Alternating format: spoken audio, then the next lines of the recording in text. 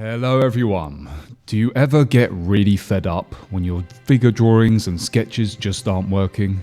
Trust me, I know the feeling. I've been drawing a figure for years and still sometimes I look at my work and think, that's not quite right. So today I'm going to show you something that's helped me loads. We're doing a master study of this beautiful John William Waterhouse painting. I'll take you through my whole process while I draw it, including the parts where I mess up. I've got to tell you about when I first discovered Waterhouse. Picture this, I'm 16, sat in this college art history lecture at Northbrook College in England, probably thinking about what I'm having for lunch, if I will play football or not, or what I want to draw next, when they start showing us these beautiful Pre-Raphaelite paintings. And there's something about them that just grabs you, you know? The way they painted women especially, not just pretty faces, but real character in their expressions and the way they were set in their environment. There was also this depth to the paintings. It seemed like they were symbolic or some way, even though at that age I didn't understand. Or steeped in mystery and legend somehow. The environments the figures were in had a depth and detail that was incredible to me. And who were the Pre-Raphaelite artists? They were also known as the Pre-Raphaelite Brotherhood, who were a group of English painters, poets, and art critics who sought to return to the abundant detail, colours, and complex compositions of Quattrocento Italian art. Hopefully I've got that one right. These artists, among others, helped to shape the Pre-Raphaelite movement and left a lasting impact on British art. For this study, I'm keeping it really simple, just using my favourite Blackwing pencil. If you look closely at how I started here, I was holding the pencil in the overhand grip to block in the initial composition and figure, which gave me these really loose, flowing marks. That's so important when you're blocking in these first shapes. I used to dive straight in with the details, but trust me, that's a fast track to getting your proportions completely wrong. And when doing this, you should keep in mind not to go in on any details too early until the block in is as accurate as you can get it. Here I did go a little bit early when drawing in some of the figure's facial features. Now regarding the painting Pandora itself, she's a really challenging subject. Look at how Waterhouse has captured that moment of action. There seems to be a tension in the focal area, which is her face and the box, the chest of the composition. The way her head's tilted, peering into the box, not knowing what may be inside, and how the light catches her face, even those moody forest trees in the background that seem to direct your eye towards Pandora and Pandora's box. It even seems like the trees have some eyes in that top left-hand corner there, and are watching her. It all tells the story. The story of Pandora is fascinating, by the way. In Greek mythology, she was the first human woman, created by the gods as a kind of punishment, I suppose. Zeus gave her this jar, which everyone now calls a box, and told her never to open it.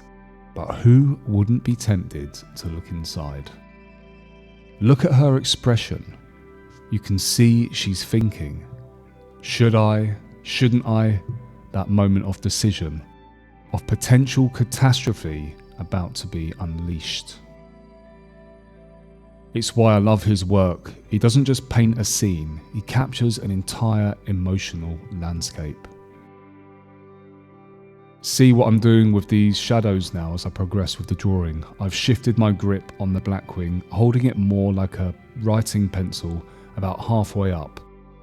There's a real art to pressure control with graphite. I'm barely touching the paper at times for these lighter areas, almost letting the weight of the pencil do the work. Then for the deeper shadow areas, like around her hair and in the shadow areas of the clothing, I'm pressing it just a little bit harder. The Blackwing is perfect for this because it responds to the slightest change in pressure. Notice how I'm moving my hand. It's not from the fingers, it's from the wrist and elbow.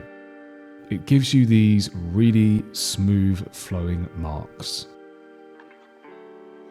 When you're building up tone like this, you want to keep your movements consistent, almost like you're gently brushing the paper. When I'm working on these shadows, I'm thinking about how light actually moves across a form. It's not just about light and dark, it's about how those transitions happen. Different angles give you completely different marks. Flat like this, you get those broad, smooth tones. On the point, you get these incredibly precise lines. And you know what I love about doing these studies? You start noticing things you'd never see just looking at the painting, like how Waterhouse handles the transition between light and shadow. It's never just hard lines. I'm trying to capture that here the best I can, building up the darker areas gradually. No rushing it, but it's easier said than done, of course. The fabric in Waterhouse's paintings is always a challenge. He understood how fabric moves, how light catches different textures, and I'm building up these folds gradually, thinking about how the light would actually fall. It's like sculpting with graphite. You're creating the depth and form with these really subtle changes in tone. My top tips for anyone wanting to try master studies: first, don't worry about making an exact copy. That's not the point. You're learning, observing, understanding how these incredible artists solved visual problems. Start with the big shapes. Get the overall proportions right before you dive into details. Masters like Waterhouse understood something crucial about drawing. It's not just about what you see. It's about what you understand. Look at how I'm building up these layers. Each pass adds a bit more information, a bit more depth. Getting into the face and details now. This is where it really gets interesting. Waterhouse was incredible at capturing these moments of emotion. If you look at Pandora's expression, you can literally see her thinking, can't you? There's a mix of curiosity and worry. That's really tricky to get right.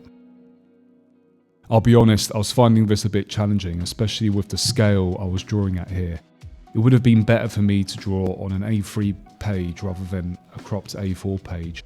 The subtle changes in tone around her eyes make all the difference.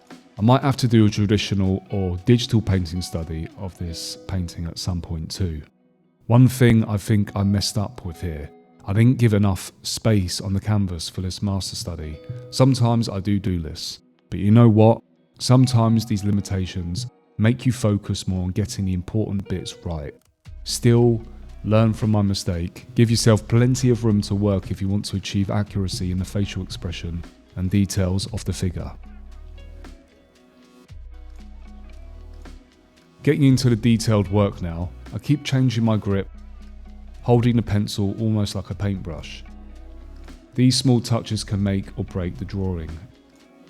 The thing about master studies is they teach you to really look, not just glance, but properly see what's going on in the painting.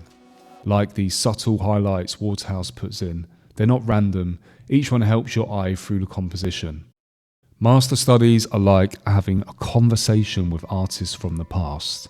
Each time you do one, you learn a bit more about how they thought, how they solved problems, how they created these amazing works. If you're not into the Pre-Raphaelite style, the lessons you learn from studying them are invaluable.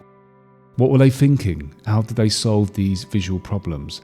Every mark is a question, every shaded area an answer.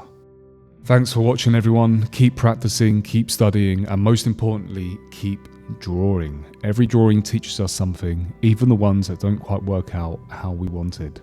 And if you would like any help with your productivity as an artist, I've got my free ebook, Maintain Artistic Flow and Productivity, Creative Momentum Strategies for Artists, which is going to be linked in the description. It's completely free, and I highly recommend you download that and give it a read. Thank you all again, and I'll speak to you next time.